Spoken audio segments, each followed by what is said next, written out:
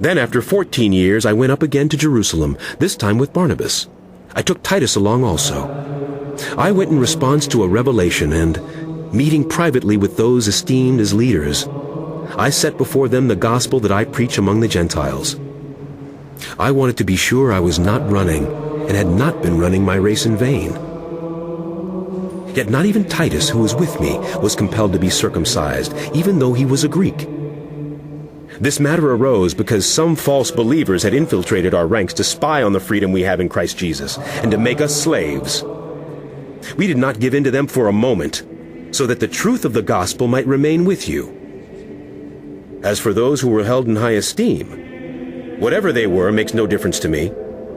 God does not show favoritism. They added nothing to my message. On the contrary, they saw that I had been entrusted with the task of preaching the gospel to the Gentiles, just as Peter had been to the Jews. For God, who was at work in Peter as an apostle to the Jews, was also at work in me as an apostle to the Gentiles. James, Cephas, and John, those esteemed as pillars, gave me and Barnabas the right hand of fellowship when they recognized the grace given to me. They agreed that we should go to the Gentiles and they to the Jews.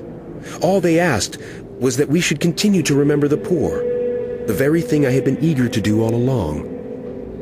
When Cephas came to Antioch, I opposed him to his face, because he stood condemned. For before certain people came from James, he used to eat with the Gentiles. But when they arrived, he began to draw back and separate himself from the Gentiles, because he was afraid of those who belonged to the circumcision group. The other Jews joined him in his hypocrisy, so that by their hypocrisy even Barnabas was led astray. When I saw that they were not acting in line with the truth of the gospel, I said to Cephas in front of them all, "You are a Jew, yet you live like a Gentile and not like a Jew.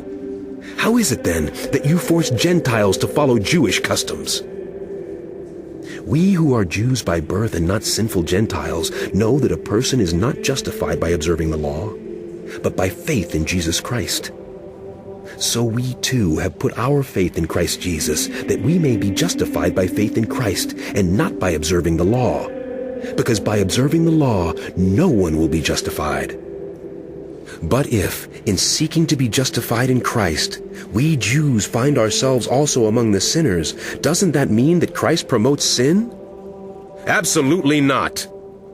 If I rebuild what I destroyed, then I really would be a lawbreaker. For through the law I died to the law so that I might live for God. I have been crucified with Christ, and I no longer live, but Christ lives in me.